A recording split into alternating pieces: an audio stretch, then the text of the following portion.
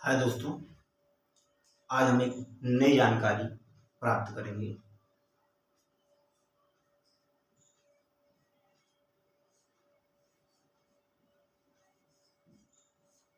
आज हम लोग एक बुराई सती प्रथा के बारे में पढ़ेंगे। सती प्रथा क्या है, इसका पतन कब हुआ, इसका जन्म कैसे कब हुआ, क्या है इसके सुना होगा। सती प्रथा, सती का मतलब होता है सत्य। क्या?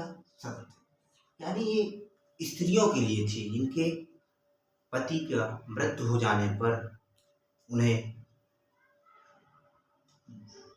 आग के साथ, उनकी चिता के साथ उनके जला दिया जाता था।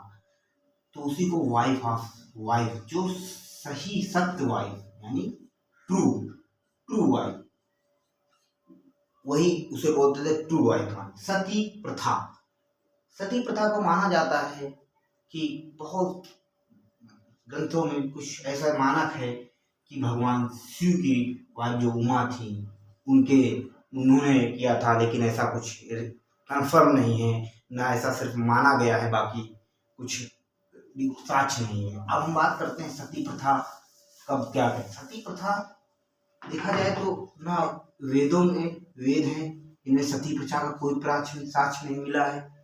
रामायण है, इसमें भी कोई साक्ष्य नहीं मिला। आप मनुस्मृति को ले ले, जो ग्रंथमाई मनुस्मृति, इसमें भी कोई सती प्रथा का साक्ष्य नहीं मिला है। तो फिर हम बात करते हैं, जैसे वेद हो गया यानी वैदिक काल, तो इसका मतलब वहां पे सती प्रथा नहीं थी। ऋग्वेद, सामवेद, इन वेदों में सती प्रथा की कोई भी लिखित जानकारी नहीं है। ऐसा माना जाता है कि 510 ईस्वी में, 510 गुप्त शासक, गुप्त साम्राज्य चल रहा था, गुप्त काल चल रहा था। वहां के शासक भानुगुप्त थे।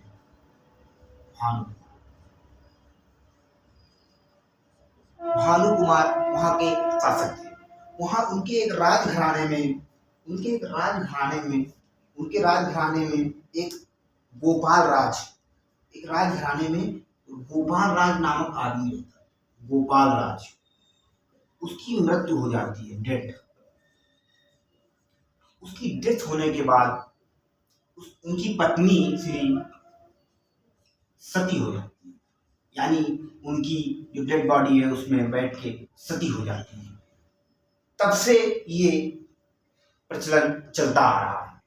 तब से 5वीं शताब्दी से लेकर 10वीं शताब्दी यानी 5th सेंचुरी से 10th सेंचुरी तक बहुत जोरों तो थे। और अक्सर सती वही जो बड़े घराने के लोग होते थे उन्हीं की महिला हुआ करती थी। राजपुरोहित वगैरह, क्षत्रिय वगैरह है, उन्हें होना करती थी। और जो सती होती थी उन्हें देवी का रूप, उन स्त्रियों को देवी का रूप दिया जाता था। किसका? देवी का रूप। देवी का रूप हमारे समाज में एक स्त्री को जिंदा जला दिया जाता था और उसे देवी का रूप दिया जा रहा है। देवी का रूप उसे दिया जाता, बहुत सम्मान दिया जाता था उस स्त्री को, मतलब सती होने पर। तो यहाँ तक कि देखा जाए कुछ स्त्रियां, तो ये प्रथा है, तो कुछ स्त्रियां अपने आप ही सती हो जाती थी, लेकिन कुछ को जोर दबाव से सती किया जाता था। जैसे उनके पति की, हस्बैंड की मृत्यु हो गई, यहाँ मृत्यु हो गई, उनकी बॉडी में रखी गई है, उस बॉडी के ऊपर उनको बैठा दिया जाता था और यहाँ अगल बगल लोग खड़े हो जाते थे, सारे लोग खड़े हो जाते थे डंडा लेकर। अगर ये भागती थी तो यहाँ से डंडा मारते थे और जबरदस्ती उनको सती होना पड़ता था। अगर सती तो सम्मान नहीं दिया जाता था नारी को। हालांकि इस पे रोक थे, जैसे मोहम्मद बिन तुगलक 4th से 14वीं शताब्दी में मोहम्मद बिन तुगलक ने इस पे रोक लगाने की कोशिश की, काफी प्रयास किया, लेकिन असफल रहे, सती प्रथा को रोक नहीं पाए। हिमायूं ने भी इसको कोशिश किया, लेकिन असफल रहे।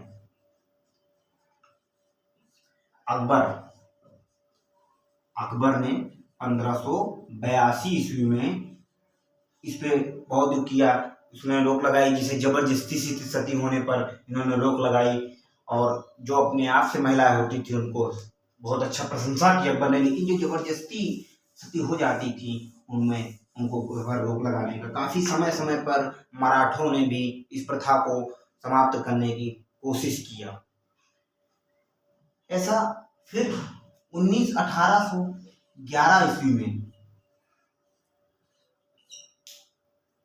यानी राजा राम मोहन राय नाम सुना होगा, राजा राम मोहन राय, इनके भाई का नाम था जगमोहन राय।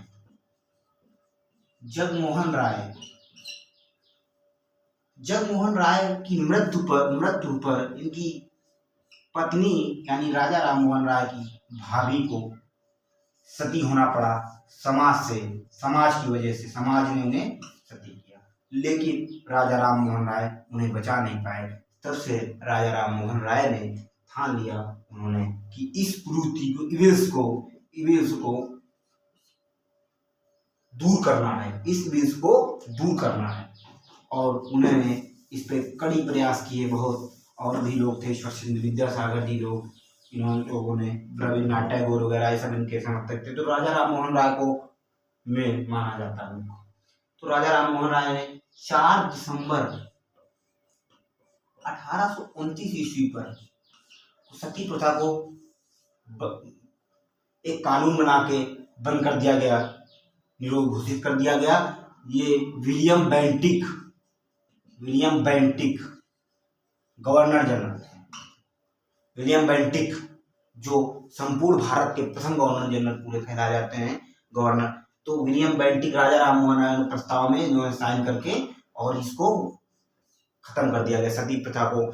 इसके बाद हम देखते हैं लेकिन पूरी तरीके से सती प्रथा को बंद नहीं हुई, और समाज की स्त्रियां भी उस करती थी। कुछ लोग जबरदस्ती सती होते थे, मतलब जबरदस्ती लोगों को बिठा दिया जाता था आग में, और कुछ लोग अपना ये सम्मान मानते थे, मान सम्मान सती होना।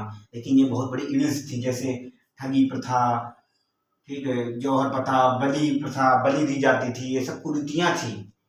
बलि कन्यावध, ये सब बहुत कुरीतियां हमारे समाज में थी। उसी प्रकार सती प्रथा थी। फिर हम देखते हैं 1987 लास्ट केस आया। किसका लास्ट केस? सती का लास्ट केस, सती प्रथा का। सती का लास्ट केस कब आया? 1987 में राजस्थान में एक गांव पड़ता है देवराला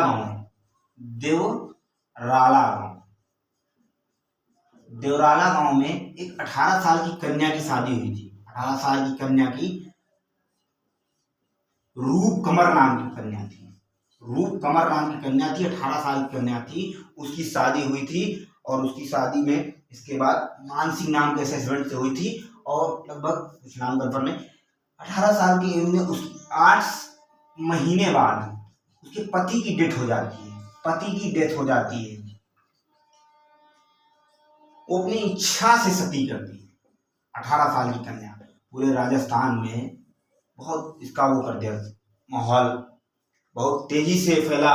बहुत लोग मान लो बहुत आश्चर्यचकित हुए। 18 साल की कन्या अपनी इच्छा से सती हो गई थी देवराला गांव में।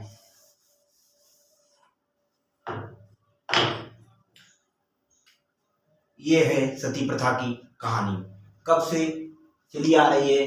5वीं शताब्दी से हम लेके चलते हैं। ये 18वीं शताब्दी यानी 19वीं शताब्दी में भी इसका था, लेकिन हम देखते हैं कि इसका संपूर्ण भारत में इसका वो नहीं था।